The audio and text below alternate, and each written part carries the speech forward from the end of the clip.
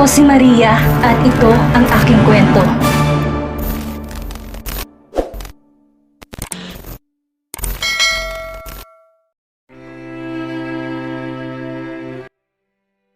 A welcome party. Yon ang inihanda ng pamilya ni Dark nang sinabi ni Dark na babalik na ito para saluhin ang problema ng OGC. Ayaw ng lolo ni Dark nung una dahil problema raw nila iyon at hindi damay si Dark. Pero si Dark pa rin ang nagpakumbaba sa matanda. Nang sinabi ni Dark na ito ang aayos ng lahat, doon nasaksihan ni Ira na parang nawala ng lakas sa matanda. Nagulat silang lahat nung umiiyak tong yumakap kay Dark at humingi ng tawad.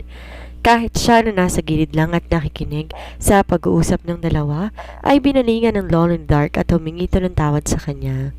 After that, the old man politely asked her to let him hold Arcos. Mabuti't hindi sumpungin bata si Arcos at kahit unang kita pa lang sa lolo ni Dark, sumama ito. Pinaglaruan pa nga nitong suot ng kwintas ng matanda na nagpatawa rito. Naaliw ang matanda sa great-grandson nito na halos ayaw na nitong ibalik ang apo kay Dark at Ira. Dark also talked to Marga to dissuade her with her remarriage but Marga said it's the best for them. Anito, kailangan na bumalik sa dating OGC at gagawin itong lahat para makatulong. Dark then told her to at least postpone the wedding. Bigyan daw ito ng 6 months para ma-revive ang OGC sa dati nitong anyo. Napakiusapan si Marga at si Dark na unti-unti nang bumabalik sa OGC.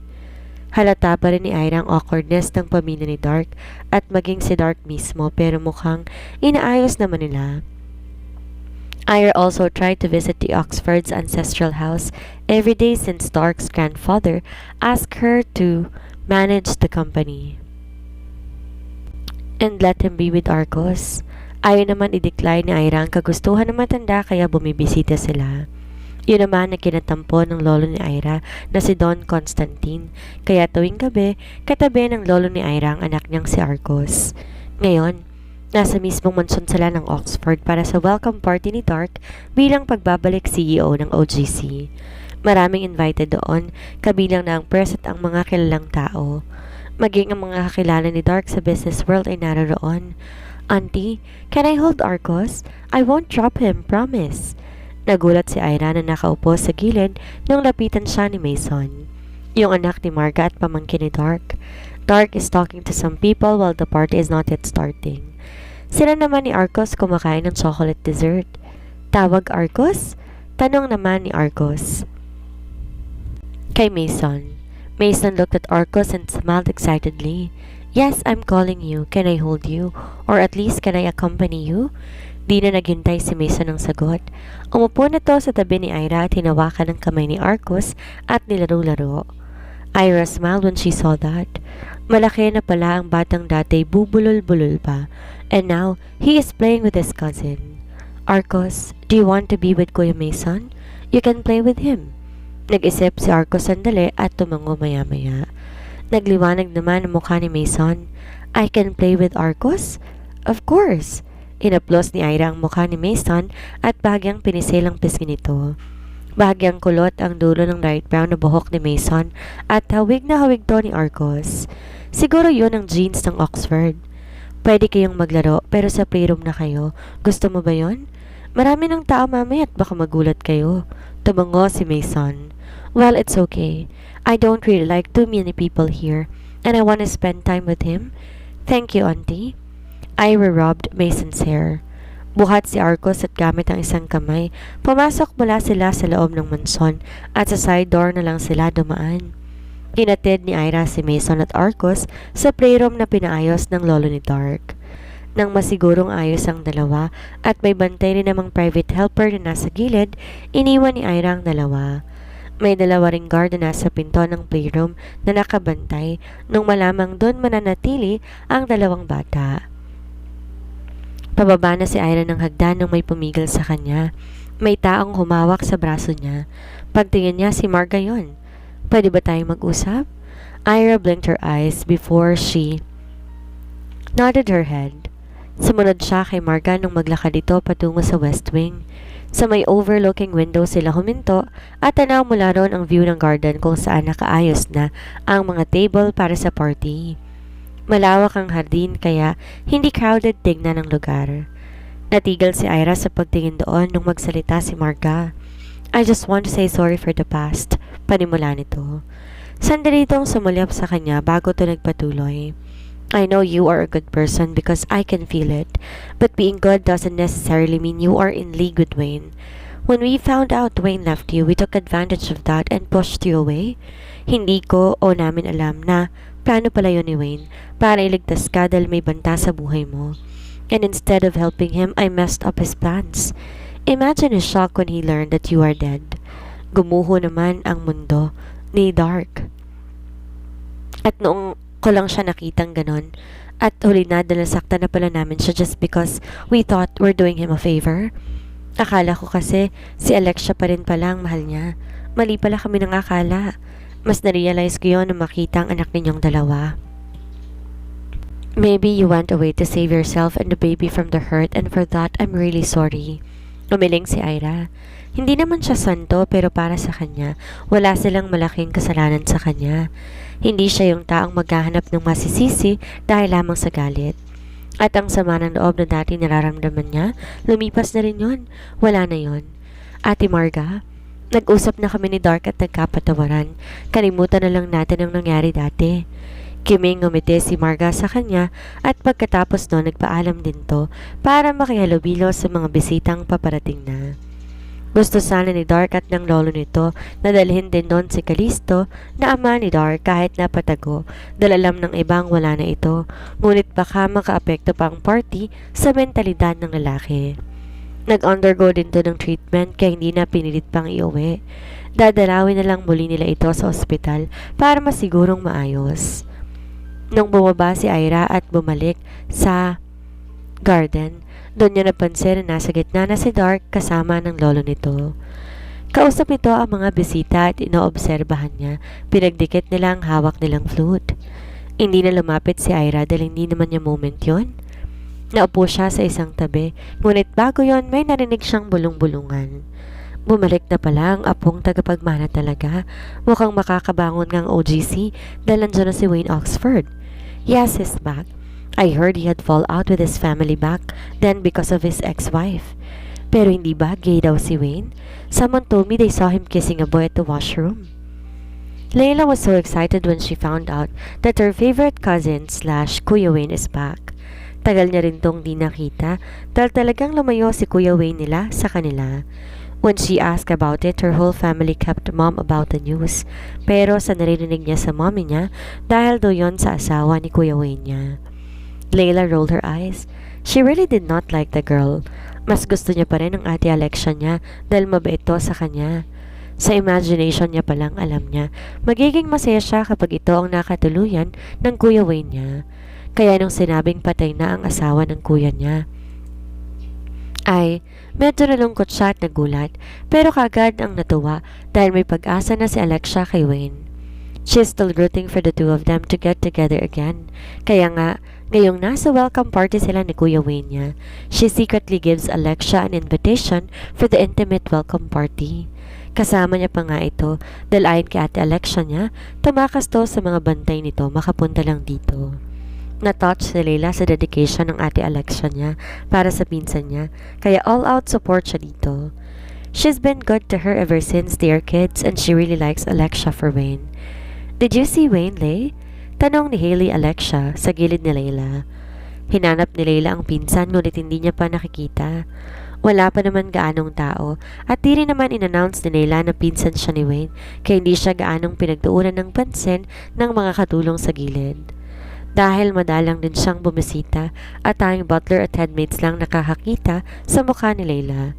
Inaasahan na talaga niya na hindi siya kilala ng mga maids dito sa ancestral house ng mga Oxford. Gusto mo bang hanapin ko siya, ate Alexia? For sure, Kuya Wayne will be happy to see if she's here.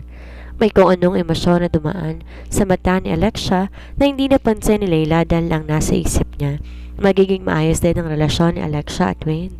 But Layla didn't know that Hailey Alexia is just using her to get closer to Wayne. Hailey Alexia feeds Layla lies after lies that Layla believes truthfully. Don't, Lay. Ako nang bahala sa kanya. I want to surprise your Kuya Wayne, so don't tell him that I'm here, okay? Can I excuse myself for a minute? I'll just go to the washroom. Tumango si Leila at tinayaan si Alexia na umalis doon. Sumimsim siya sa fruit juice na in-order niya sa waiter habang nililibot niya ng tingin ang buong lugar. What caught her attention was a man who she thinks she knows. Binaba niyang hawak na baso sa ibabaw ng mesa. Inayos ang purple dress na suot niya at naglakad patungo sa lalaking mukhang kadarating lamang. Zorin! Excited niyang sigaw at tinaas niya pa ang kamay para kumaway dito. Pero imbes mapangiti ang lalaki nung masilayan siya, sumama ang ekspresyon ng mukha ni Zorin at mabilis na tumalikod sa kanya. Zorin, wait! Wait for your fiancé, okay? Mabilis na umikot si Zorin at masamang tingin ang tinapon sa kanya. You're not my fiancé, Leila Margot. Stop bothering me. Naparunok si Leila at pakiramdam niya na pahiya siya dahil doon. Lalo na nung napansin niyang pinagtinginan siya ng mga tao na naroon na. Pero hindi siya nagpatinag. Kahit nasasaktan sa ganong trato ni Zorin sa kanya, ngumiti siya dito. I just wanna say hello to you, Zorin. You don't need to shout at me. Sige, I'll be going. Tumalikod si Leila kay Zorin at kasabay noon ang pagtulo ng luha niya. Pinanood naman ni Zorin ang papalapit na figuran ni Leila. He's really annoyed with that woman. Di niya alam kung bakit naniniwala pa rin ito sa biro ng mga abuelo nila at naniniwala na ipapakasal sila sa isa't isa. He does not want to marry a girl who hurts his sister. Isa pa, close si Leila kay Alexia na isa sa taong malaki ang galit niya. Who wants to be with a girl who can easily betray you? Hahanapin niya ang kapatid na makita niya ang taong naisip niya dahil kay Leila. Alexia is here, and as much as he hates that Wayne, he also pitied the man because Alexia is obsessed with him. He quickly pulled Alexia aside, away from the crowd where they could talk in private. What the fuck are you doing here? Umalis ka na, habang naisip ko pang bigyan ka na ngayon. Namutla si Alexia na makita si Zorin na nasa harapan, ngunit makaraan na ilang sandali, tumapang ang ekspresyon nito. I won't leave. Kaya ako narito dahil kay Wayne. Wala kang pakialam kung gusto ko siyang kausapin. Kumuyom ang kamao ni Zorin at gustong gusto niyang sapakin ng babae na nasa harapan ngayon. Sa galit ni Zorin, marahas niyang sinapo ang mukha ni Alexia at madilim ang mukhang tumitig dito. Hinigpitan niya pa ang kapit sa panga nito na napaigi kay Hailey Alexia. I'm warning you, Alexia. Go away. Huwag mong ipagmayabang ang mga magulang kong kampi sa'yo dahil kapag ako napuno sa'yo, tingin mo matutulungan ka pa nila? Pinalagpas kita dahil nakiusap sila sa akin pero di ako palaging mapagbigay, Hailey. Umalis ka na. Kung mahal mo pa ang buhay mo. Zorin could see the hesitation on Hailey's face but in the end she nodded her head. Pabalyatong binitiwan ni Zorin at napasadlak sa lupa si Hailey. Nadumihan pa ang suot itong dress, ngunit walang awa tong tinignan ni Zorin. Bakit siya maaawa sa taong to na ilang ulit nang nagtangka sa buhay ni Ira? Kung di lang siya pinagbawalan, matagal nang nakabaon sa ilalim ng lupa ang babaeng to. Zorin grew up in a harsh environment. Bata pa lang tinuruan na siyang maging walang awa. Kung yon ang paiiralin mo, yon ang magpapahamak sa'yo. He's kind of thankful that his sister didn't experience what he experienced in the past. But that doesn't mean that he wants this woman in front of him to enjoy the things his sister was deprived of. Go, or I will kill you here.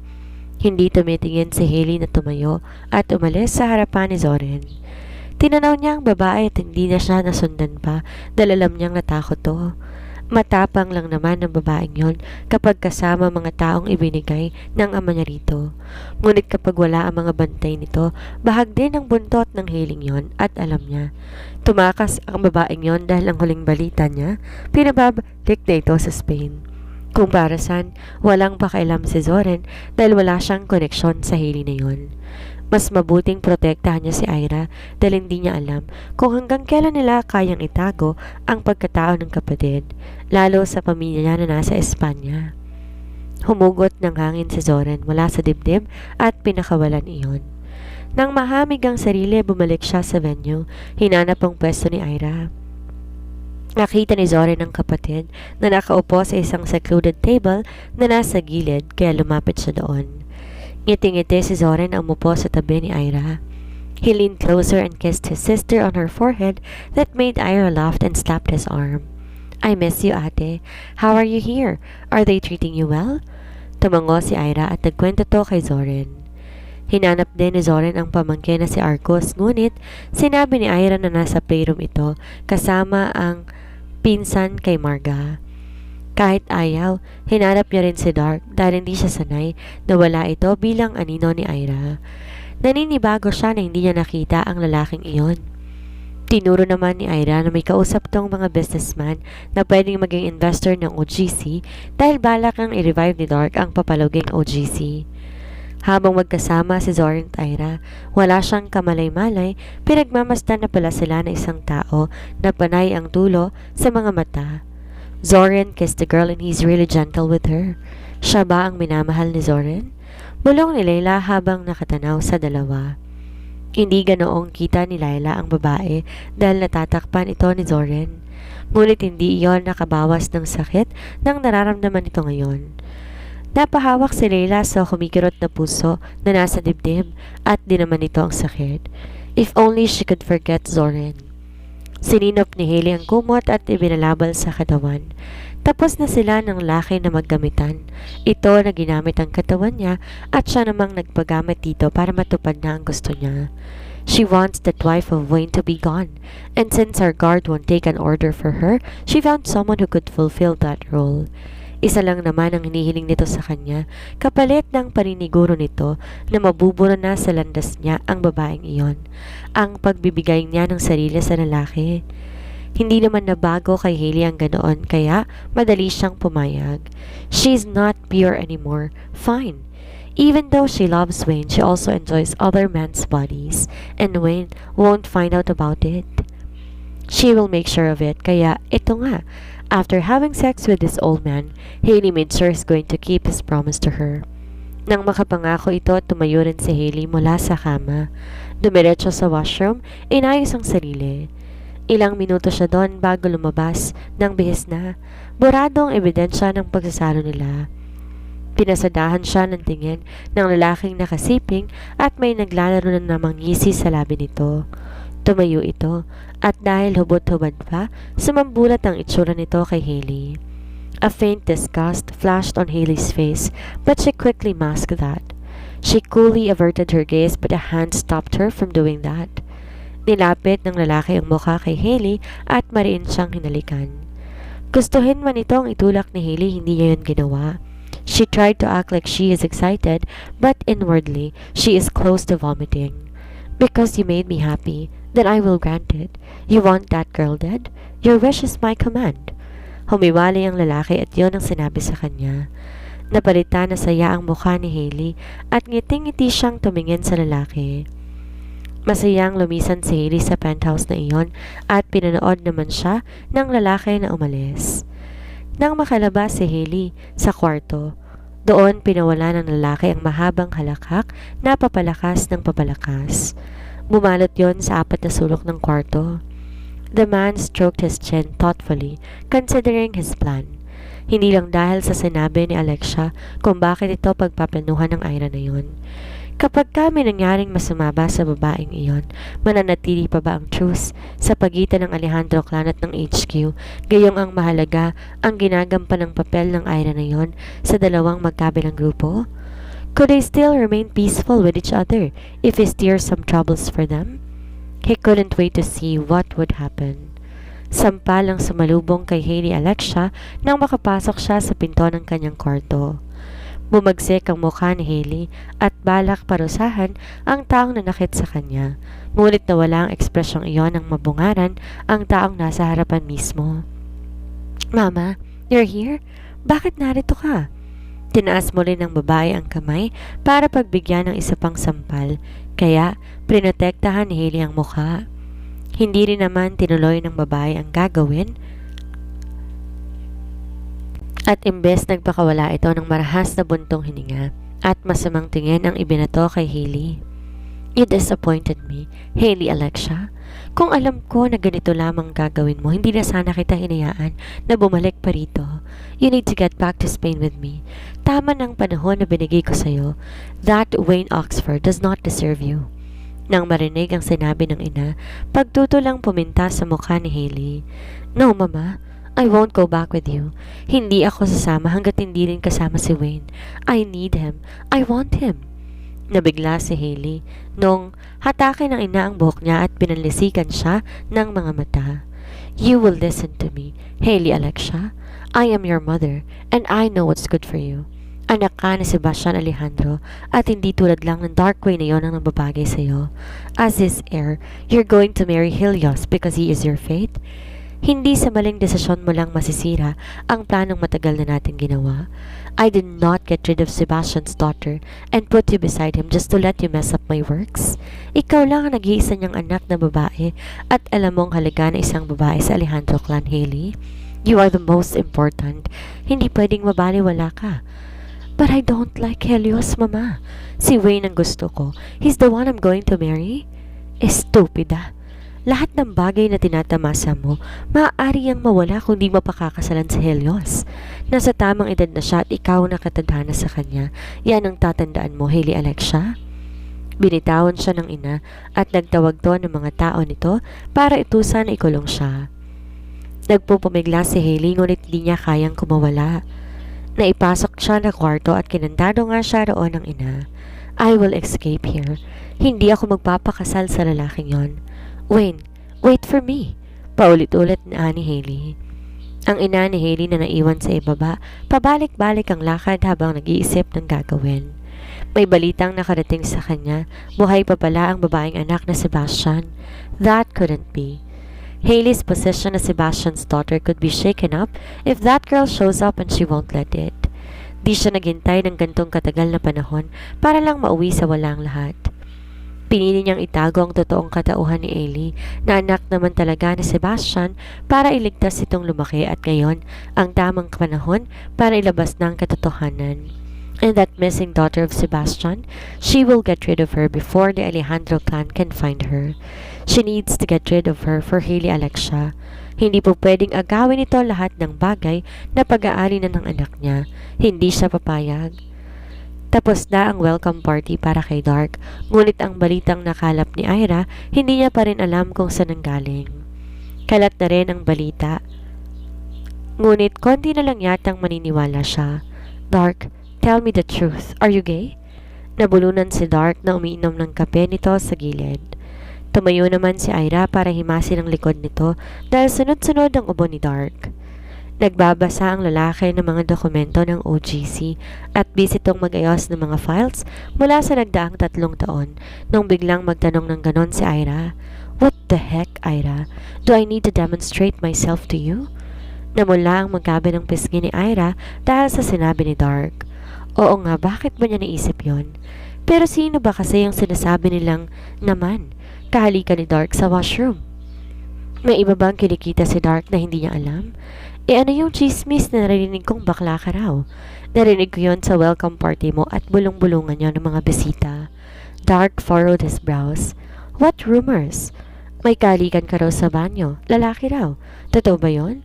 Ang sabi pa, front mo lang daw ang asawa mo, which is ako. Pero iba raw talagang sexual orientation mo at di ka makamove on kay Sir Joseph. Nanlaki ang mga mata ni Dark at napakurap-kurap ito. What? Walang nangyaring ganon. Wait. I remember now. Tumingin si Dark kay Ira at siya namang nakipagtitigan dito. What did he mean? May kalikan nga talaga ito. Totoo ba ang chismis? Hinuli ni Dark si Ira at iniupo ang babae sa mga hita nito. Well, I remember that I really kissed someone inside the washroom. Halos tuktukan niya si Dark sa narinig. Dark, are you cheating on me? Dark chuckled. Mas mahigpit na pagpulupot ng malalakas itong braso ang pumigil sa pagpapasag ni Ira. Dummy, it's you. Remember when you posed as a guy? I caught you that time, right? We shared kiss and it almost led to something when someone interrupted us. Sa sinabi ni Dark, naalala na rin sa wakas ni Ira ang nangyari. Napakurap ang mga mata niya dahil doon. Natatawang nagpalik ng halik sa utong kinang ilong niya si Dark. Paano kung ngayon natin ituloy yon? Dark stood up while still holding her. Napatili si Ira at napayakap pa kay Dark sa bigla nitong pagtayo. Dark, I'm going to prove to you that I am your man, alright? Magrereklamo pa si Ira nung itikom ni Dark ang bibig niya gamit ang mga labi nito. Walang nagawa si Ira kung hindi ikawit ang dalawang kamay sa leeg ng lalaki.